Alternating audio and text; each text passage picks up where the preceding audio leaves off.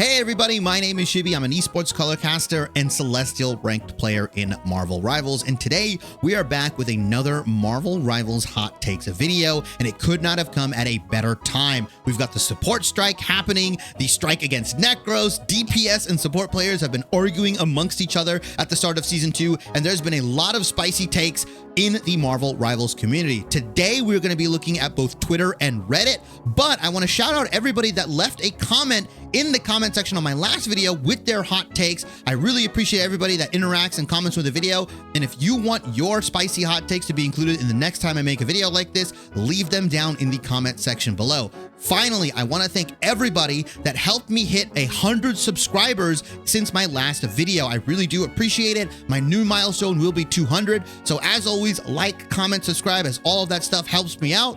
But I don't want to keep you guys waiting any longer. So let's get into this. We're going to start this hot takes video with a relatively controversial clip that has been circulating both Reddit and Twitter. You can see it has 4.8 million views on Twitter. On Reddit, I saw it. It has like thousands of comments.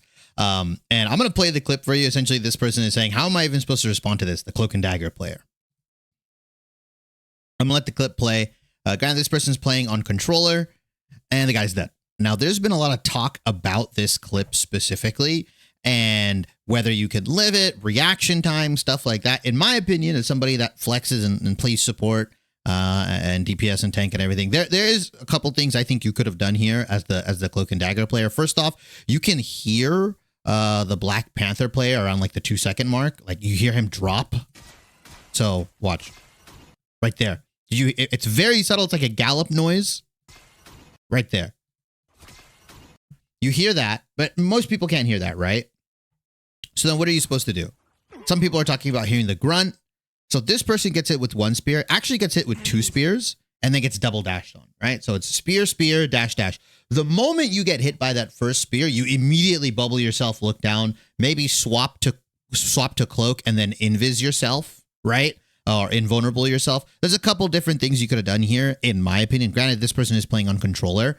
A lot of people are talking about how the combo is undodgeable or anything like that. So there actually is a response clip where this person explains that you actually can outplay the combo, and the combo is not an instant kill. Like double spear into double dash does not instantly kill a dagger player. Bubble does, in fact, save you from it.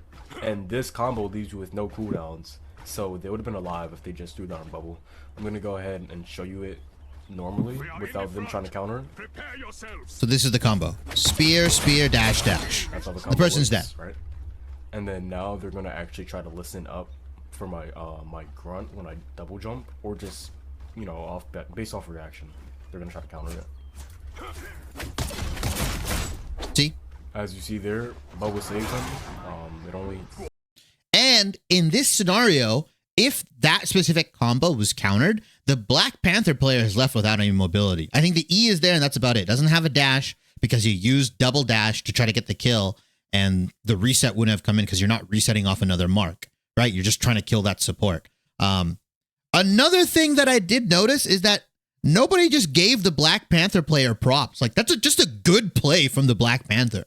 Fundamentally, the Black Panther just made a good play on a support that was a little bit out of position. I think this is out of spawn gate, right? At the beginning of the match. There are a couple things the support player could have done. Realistically, you go around to the left side, right? Where the high ground is, but obviously your team is here.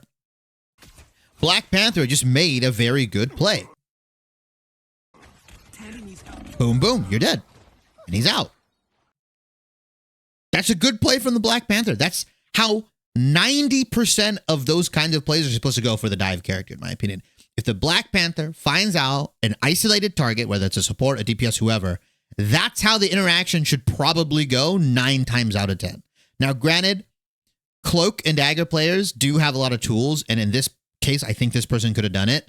And for the individuals that are arguing that you can't react to it, that's just a lie, right? Because we have fighting game players, casual fighting game players, reacting to stuff that is much faster than this, much faster than Black Panther combos on a regular basis, right?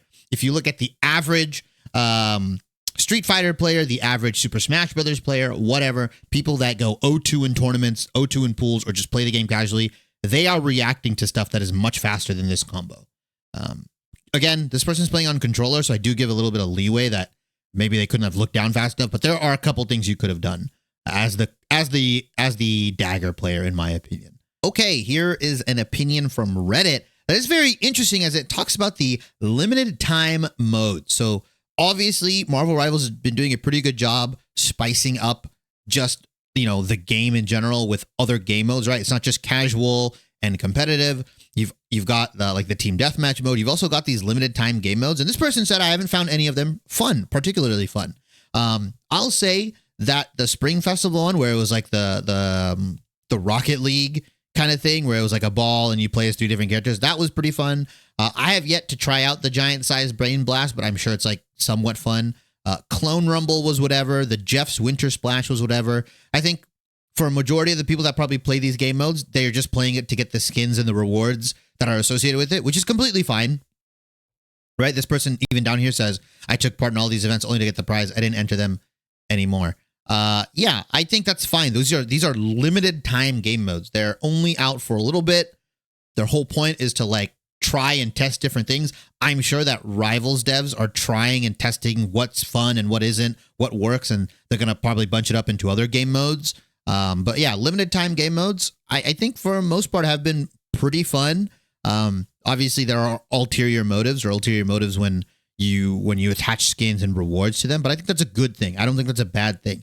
I think trying to have these limited time game modes prop up by themselves isn't a smart thing to do, simply because of how, popular competitive and the casual game modes like quick play and competitive has been. Those are always going to be the most dominant game modes. Rarely are we going to see the free-for-all game mode or the team deathmatch game mode that they added gonna overtake any of those game modes at the moment.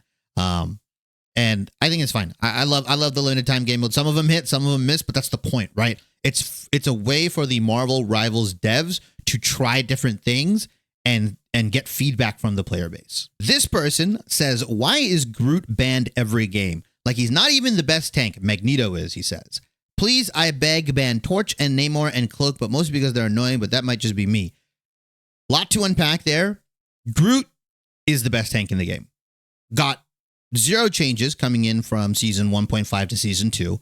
Was considered a top 2 tank bare minimum in season 1.5. Him and the Magneto were considered 1 and 2 or 2 and 1, however you wanted to kind of what your opinion was on it. But I think Groot very heavily is one of the best tanks in the game. Does not have any bad matchups into the other tanks, right? Has the ability to wall off from heals. Most people don't shoot walls. Now there's only, I think, 1 or 2 counters to Groot. It's Punisher plus Rocket Raccoon, which melts Groot walls and melts Groot. Or you play like Squirrel Girl that can melt the walls, right? Most tanks don't have a really good way of killing walls consistently. If the Groot player is smart, walls can be very disruptive. The iron wall, the really high health wall that gives him health, or even the smaller walls that do damage, you can place them on a ton of different surfaces. You can set up traps. You can one combo individuals. It combos with your ult very well. Like you don't even need to combo your ult with anything else. You just place ult plus walls and it can kill a ton of different people. Groot controls the flow of the game very well by being able to split the map up and split enemy team comps apart. I think that is why Groot, in my opinion, is the best tank in the game and is banned every game. People don't like playing against that stuff. DPS would much rather reposition around walls than shoot the walls, which is what I've seen. And this is coming from someone that's played in like Celestial rank. It's very hard to purposely get people to shoot the wall unless you have a Punisher or you have like a Squirrel Girl or something that's purposely gonna like intently shoot the walls and try to kill Groot. Torch and Namor bans, I would argue Torch and Hulk are probably better bans. Cloak ban is not needed anymore. I think Cloak is fine.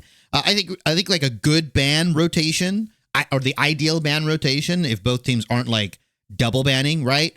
Groot, Hulk, Human Torch, like Iron Man / Hela, Hawkeye potentially if you're getting more and more Hawkeyes because that character is really busted. I think those, or sorry, not Iron Man, Iron Fist. I think those are the typical pretty good bans in my mind, at least in the ranks I've been playing in. You're welcome to ban stuff like Rocket Raccoon if you just don't like how easy mode and OP it is right now or how really strong it is. Loki's also a pretty solid ban still if you don't want to be in like the Loki Luna Snow meta or like the Loki just copies ultimate. But yeah, I think Groot probably should stay permaban unless you have a consistent answer to it, which is, like I said, Squirrel Girl or the Punisher, Infinite Ammo team up. So this post is in response to the micro patch that we're getting in Season 2. Essentially, the buffs are for a lot of these different support players and them getting, stuff related to their damage, right? Like Adam Warlock, when he lands a critical hit, he gets reduced cooldown on the Avatar live stream by 1 second. Cloak and Dagger got a damage increase both on Cloak's auto aim ability and Dagger's, like Light Force Dagger, the on hit damage from 15 to 18.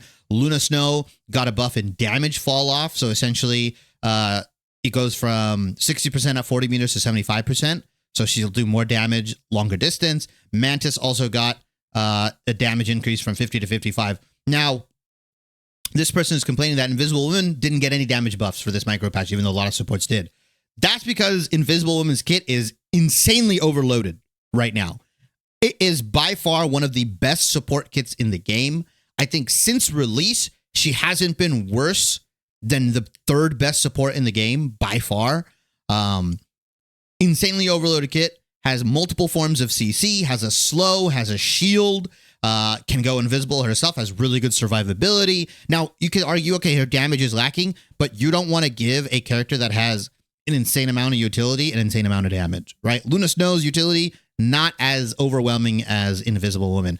Adam Warlock's utility, not as overwhelming as Invisible Woman. And it's gated heavily by really long cooldowns. Cloak and Dagger, you could argue, has just been hit with the nerf hammer so consistently that these buffs might be a little bit necessary to kind of put her back in comparison to the other supports. Mantis has been hit with multiple nerfs. I think the buff that she got where she can stack the damage boost and the heals is really nice, but she also needs a little bit something for herself because she is that like hybrid healer / DPS supports akin to Adam Warlock, where you are rewarded very heavily for your aim and how you land critical shots. So you should be encouraged to try to do more damage because that's how you get your charges back. So very justifiable that Invisible Woman did not get a damage buff. Does not deserve it. Insanely OP with all of her utility. So this is the final take here. Marvel Rivals so quickly becoming one of the most toxic communities within a couple of months is impressive. See, when people say Marvel Rivals is toxic and the community is toxic, I don't know if I like 100% agree with that, because I come from games like League of Legends, Counter-Strike. I've played a ton of Valorant, at least when it first released. That was very toxic. I think it just feels really toxic so quickly because of how overwhelming the popularity of the game is, right? You've got Marvel fans that are not gamers playing this. You've got gamers from other communities coming in. Think like Call of Duty, Valorant, Apex. Pretty much all the shooter communities are probably playing this. Overwatch players are coming in and playing this, right? And Overwatch notoriously has been a very toxic community. I come from that game as well. So I think you've got such a huge amalgamation of different communities and different kinds of people and how popular it is that the percentage, albeit might be same in terms of toxicity, like where League of Legends and Valorant and CSGO, like 5% or 10% of all players are toxic. That percentage can still be true for Marvel Rivals, but because Rivals has such a overwhelming community and the fact that there are more players playing it at the moment than potentially some of these other games in North America or around the world, that it just looks like there's a lot more toxicity comparatively, right? Like the percentage is still the same, but because it's 10% of like 10 million, right? That's way more than 10% of like 1 million players. I also think social media has been doing a really interesting job in kind of promoting both the good and bad of Marvel Rivals in the communities, right? Obviously, the whole support strike, necro stuff happening is the more toxic side, you could argue. But you've also got really positive content creators, people like Flats, people like Boger, SK, I Run Shib, Rao, all these guys that are much more positive and a positive force in the scene that I don't think are actually getting overwhelmed. I also think people inherently feed off of drama. People love drama. People love toxicity. I think most people like to be, at bare minimum, a watcher of drama, and they like to see how it unfolds. The silent majority of people that just don't to play the game, they don't really care, but they like watching it. Drama tends to do better across social media, across platforms and stuff like that. So yeah, I think Marvel Rivals is definitely toxic for sure. It can be toxic. All games become toxic. Any popular game becomes toxic over time. You get these toxic communities, but I don't think it's necessarily fair to say it's one of the most toxic or the most toxic considering games like League, Val, CS, Overwatch and stuff have existed for so long and have been so toxic for so long, right? I think Marvel Rivals is trying to do a good job early on in its game to stifle a lot of that.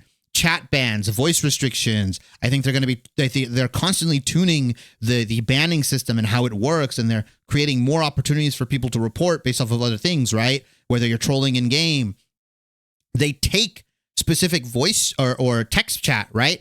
If you go to a player and you click on the bad word or the slur that they said or whatever, and you report from the chat, it'll actually take that into the report system. It'll be like, hey, we're going to take this log and we're going to review it. And if it says a slur, if it says something remotely to a slur, most of the time that player gets banned. So it definitely is toxic. Don't get me wrong. But I think the Marvel Rivals dev are trying to do their best job and are doing a pretty good job curbing that toxicity as much as possible early on in the game's life at the moment. Hey everybody, thanks for watching. If you enjoyed the video, I'm going to tell you something you've heard a million times before. Like, comment, subscribe, and hit the bell for notifications on my latest uploads. I try and respond to every single comment in my video because I genuinely do appreciate everyone that takes the time out of their busy schedules to leave one, and I love interacting with my community. If you want to catch more longer form content, I stream over on Twitch about 3 to 4 times a week, where you'll get unedited versions of these videos, as well as we talk about roster moves, patch changes, as well as gameplay over there.